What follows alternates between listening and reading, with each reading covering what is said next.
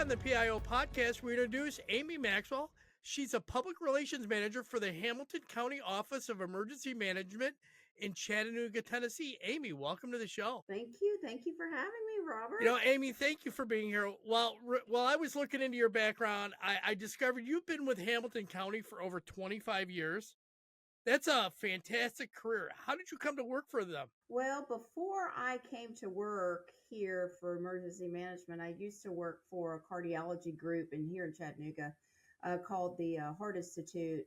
Really, my priority was working with patients who were getting ready to be prepped for hospital procedures, bypass surgeries, anything that had to do with your heart was just generally giving them information. And I worked there for many years, probably about 7 years, and enjoyed it. But I felt like that I needed something else. My husband is a paramedic, just retired actually this past year. And he kind of got me involved with something like that. He was like, hey, they've got an opening that I think that maybe you would be interested in, because in Hamilton County, we have EMS department, and then we also have emergency management that falls under the same.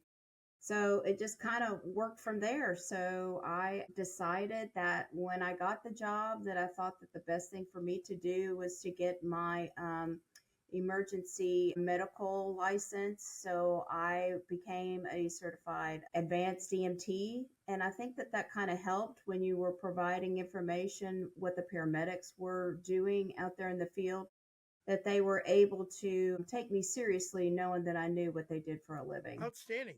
So how did you end up becoming the public relations manager then? Well, so it started out as just a PIO position, and I don't mean just a PIO, but I mean it's just a title out there in the general field. I am the PIO. I'm the only PIO for emergency management. So, but I handle all the volunteer fire departments. We have 8 volunteer fire departments. We have 3 rescue services. We have an EMS division that has 16 stations that answers over 55,000 911 calls a year. And I cover 576 square miles, 24 hours a day, 7 days a week for the last 25 years. Okay. That does sound horrible, but it's really not that bad. A lot of this got to be something really bad for me to respond to. All right. Wow. I mean, that's a lot of mileage and a lot of different responsibilities, a lot of different hats within all the agencies that you support. So is it just you in the public relations office at the OEM, or is there somebody else? No, there's just me, myself, and I. I would love to have a sidekick that does this and shares with me, but nobody seems to want to get on camera all the time. I can't imagine why. Usually I'll have like one of our chiefs from one of our departments that will handle some calls when I try to go on a quick vacation. But some of the times, depending on what it is, if it's serious crisis communications, I will either handle it from out of town or I will come home. Okay. So let me ask you this. Can you run our listeners or our viewers a rundown of what your typical day is like? Well, I think the neat thing about emergency management is you just never know what your day is going to be consisting of. But if it was just a regular day where I don't have any emergencies that are coming along, the first thing I usually do is I get here about 7:30 in the morning. Our offices usually don't open until 8 o'clock. The reason why I do that is I try to get with my director first thing in the morning. He's a real early bird. He likes to come here about 5:30 in the morning. Not that early, but and I sit down and I talk with him, find out what his issues are for the day. What does he have planned for the day? Are there any specific things he wants me to handle or take care of? And then if there's nothing really on the agenda, there may be a few meetings that we pertain to helping with, which could be anything from emergency management or preparedness for specific events that are in with other departments in our county. But currently, what I've been doing the last couple of days is I'm preparing 2 community events.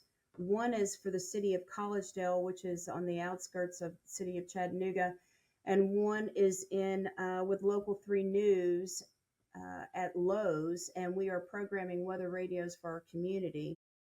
So here Within 2011, 2012, and 2020, Hamilton County, suffered significant tornado damage where millions of dollars were lost, thousands of homes were destroyed, and many lives were Wow. lost. So then people are taking weather preparedness a lot more seriously than they used to. So as a result, weather radios have become an essential tool for our community in trying to encourage people to get weather radios. A lot of people rely on their mobile apps on their cell phones. We found out in 2020 that those cell towers were taken down by the tornadoes. So those people that went to bed thinking that there were no storms that were coming lost their lives because they were not taking shelter because they didn't have a weather radio. So, and they lost power. So, the good thing about a weather radio is that you're able to still get those emergency messages if the power goes out because they're battery Great. operated.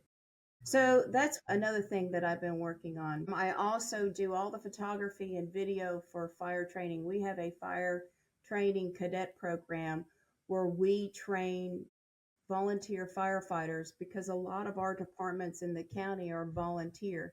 So we train them at least a 7-month period where they obtain about over 200 hours of training and practicals where they actually are certified, state certified firefighters. They're just not paid to save lives or protect property. So I do all the photography and video, and what I do is I compress it down, all the clips into a program called Adobe Premiere, which is part of that Adobe Photoshop. And I'm able to put together an entire movie to music, and then we play it at the firefighter graduation at the end of the year Nice. so that those family and friends can see what those firefighters had to go through to accomplish what they did at graduation. And the families just love it because they don't get to see what their loved one has to go through, strenuous work to get this Absolutely. certification. So I work on that, downloaded all that. So I could go on and on and on. It just really depends on kind of day. Okay. So Amy, do you handle social media for the emergency management agency there as well? I do. I take care of many social media accounts. So we have emergency management, we have our fire marshal's office, we have our local emergency planning committee, the LEPC, we have fire training, we have Tri-State Mutual Aid, which consists of many departments within the southeast region of Tennessee and the north end of Georgia, the corner of North Carolina, and the north part of Alabama area. So I handle all of that, which it seems a lot, which it is, but a lot of it relies on other people giving me that information so that I can post it. And that has to do with photography as well. You know, I can't be Right. everywhere at once. So what they do is those fire chiefs are on the scene and they let me know exactly how many agencies responded and how many, lives were, potentially lost or hurt or residents that were destroyed. So they send me those pictures and then I post it out to them. So it seems like a lot, but I depend on other departments to help me as well.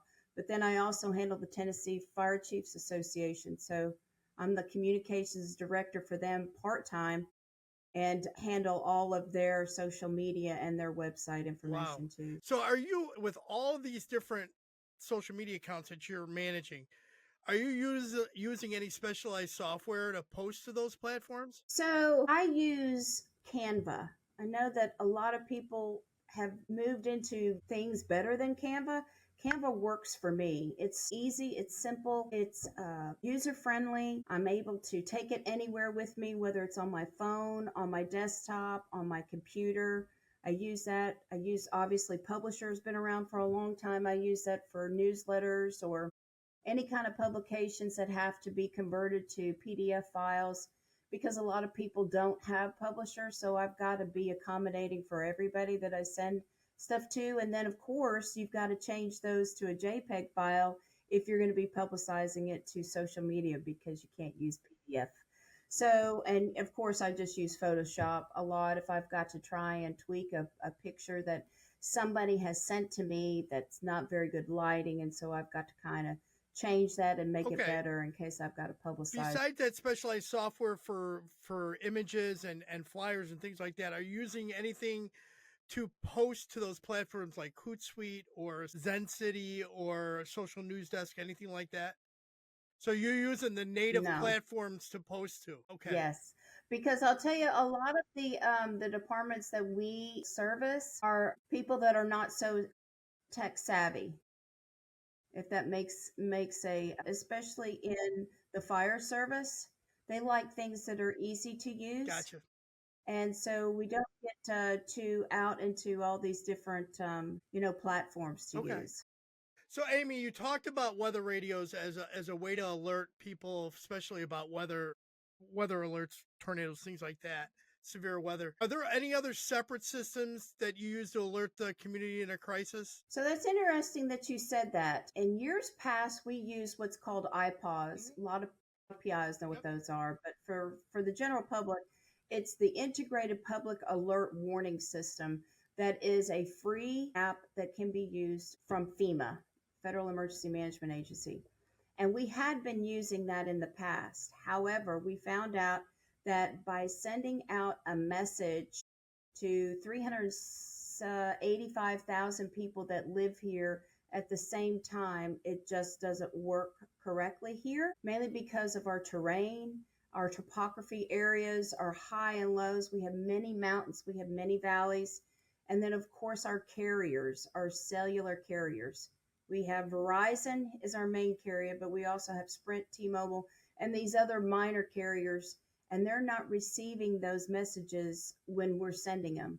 So if we send them out this morning or this afternoon, they're not getting them until 2 a.m. So as a result, they're not very happy. So we had to look at something else. So we decided this past year we adopted what's called Regroup. It's an emergency notification system that we are asking the general public to sign up for.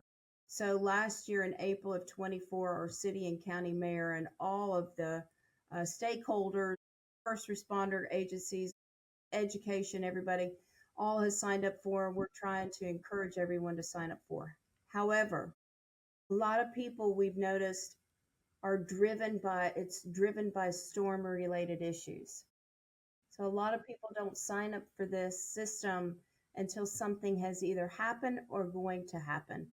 So we'll have a big uptake. Like currently, we're under severe flooding right now. It has rained tremendously over the last 3 days. Today is the first day we've seen sun in 5 days.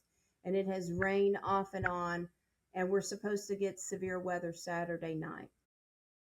With that being said, we have sent out those notifications already yesterday talking about being weather aware. So as a result, I get into this program and see how the increased numbers of people registering depending on, storm driven. But anyway, what we're using right now is called Okay. Regroup. So Amy, are you also responsible for the OEM website as well? Yes. My goodness, you've Yes. got a lot to do. So yeah, so I'm a web designer, for emergency management, homeland security, fire training, fire marshal's office. It's just, and I've been doing it for many years. I know people say that's crazy, but it works for our office. I can get it done, and I do work a lot. But that's, my kids are grown. They're in college. I've got one that's already a doctor. So, I mean, they're out of the house. And so it's a little bit easier for me to handle now. Amy, you've already brought up that you're an avid photographer, but I had heard you won photo contest from the IFSTA Fire Protection publication calendar. What inspired you to get into photography? That's a really good question. I think I really started loving photography and photos and capturing those moments since I was a kid. I really liked photos. I love to collect them with family and friends when I was younger, and it just kind of stuck with me. I ended up taking a photography class in college where it was like the real deal, where you had to get into a closet in the dark and have to take out a roll of film and load it into a developing machine with no lights. It was pretty, nuts, but I really learned a lot, and I was also told really how to look beyond the photo, have a creative eye, Photography is very creative, and everybody sees a picture differently. It's just kind of like paintings. Right. People paint, I just loved it, and I just submitted a picture of firefighters working. I just try to give them the credit where credit is due, and then they've been just email me back every year. Hey, you got any new photos? So I just submit them, and sometimes I make the calendar year. I think I've made, I don't know, I can't remember, 5 or 6 calendars nationwide now. Outstanding. But it's all about giving them the acknowledgement, not me, Yeah, that's really. amazing. Great job.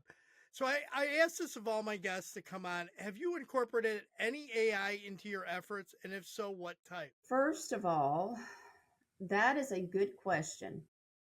I think currently, right now, the only AI that we have been doing is, if we just recently, our 911 system has rolled out a soft rollout on our an AI system. So what happens is we realized that we were getting a lot of non-emergency 911 calls into our dispatch center. And as a result, we use now an AI software. When they call in, they will ask them some just specific questions, and then it can determine as to whether or not it's really emergency or non-emergent. So, and then by then it can either transfer it to those that are needing an ambulance, or transferring to others that need an officer or some other kind of, mental state, Hmm. that, be needing some kind of other, issues. So that's the AI that we are currently using Wow, now. it's interesting. But I have seen a lot of stuff where it is kind of scary that people can, change your Yes. face and put it on another body and stuff, and it's unbelievable what people can Yeah, do now. So, but that's what we're in our office for a the positive doxing note. stuff is very dangerous stuff. But yeah, if you're, that's an interesting thing, using it to pre-screen some 911 calls that are coming in. That's an interesting take I have not heard yet. That's very interesting. And it really has helped. It keeps the open lines open for those that are really supposed to be for 911. So it's kind of like a computerized message. So when they get it, they know how to answer the phones, as far as what is your state of mind, or what is your nature of your call, is what I should say. And then they can actually acknowledge it That's from amazing. there. Awesome. That's a very cool tool. I like that idea. Amy, is there a question I should have asked? And if so, how would you have answered? No? All right, then let's Feel switch this pretty up. good. Let's go to some rapid fire questions. You ready? All right, here we Okay. go. Yeah, I'm ready. Texting or talking? Movies or Texting. books? Coffee, Movies. tea, or energy drink? Adult Coffee. drink of choice? Probably a Stella Artois. Cats or dogs? What's Cat. your favorite go-to karaoke song? I don't really have one. I love to sing, but I really don't have a Okay. favorite. If you could have a superpower, what would it be? Fly, so I don't have to drive. If you could instantly become an expert in one thing, what would it be? Cooking. I would love to be a chef. Ask permission or beg for forgiveness? No permission. I would rather avoid mistakes at all possible, so I don't have to say I'm sorry. What place do you most want to travel to? Overseas, probably, when it's safe to travel. Switzerland would probably be number one. I'd love to take a train ride. Yeah, Swiss Alps. Yeah, beautiful. What's your favorite way to relax after a long day? A workout. De-stress. If my treadmill could talk in the Nice. afternoon. Who would you choose Yeah. if you could sit down and have coffee with any historical figure, living or dead? Dead. No. What? Yeah. JFK and the Pope John Paul. Yeah. Whoa. Interesting people there. Interesting. Yes. All right, Amy. Final Yeah. thoughts. What key points would you like the listeners to take from today's interview? I think be mindful with your time, be organized. And if you're not organized, try to find a way to get organized. Start thinking about what items you need to accomplish for today. Write down tasks. Try to set yourself goals for a daily basis, things that are achievable. Me personally, I feel it's a sense of accomplishment by able to mark off those things that I get done every day. If you don't like that kind of idea, you can put a list of to-dos in your phone. Productivity can go a long way with your superiors as well, for potential for promotions or raises. And don't stop learning. Even if you are a PIO, keep taking classes. There's always new material that's out there, new things that are going on. encourage anybody to get their master's PIO. I have mine, and I mean, you've got to keep CEUs to continue to keep that certification. So anything that you think that's going to continue to do something positive for your job. I'm also a certified emergency manager for the state of Tennessee. So, just always continue to take classes and never stop learning, because you just never know. Those things are always going to come up and say, you know what, I know what to do. Or if somebody asks you and they don't know and you do, I guarantee you they'll come back and ask you for other things and start relying on you, because I really like the fact that a lot of people rely on me for help or for advice. So, and that takes time to get that kind of trust. So I encourage everybody to try and work hard and gain the trust of a lot of people. Outstanding. Amy, do you have a piece of wisdom or a motto that you live by? Yes, it's nice to be important, but it's more important to be nice. Very good. How could people best reach you if they want to connect, follow up, or find out how the heck you do everything you do by yourself? Well, they can reach out to me by my email. I have an email, amym@hamiltontn.gov, or they can reach me on LinkedIn, which is a great place for me to contact And I them will as add all well. that into the show notes. Amy, thank you very much for being on the show. Yeah, thanks for having me. Very great pleasure to have you here, dear. Thank you. And you'll just let me know when you're going to air it? Yep. So what'll happen now is I'm like, as of right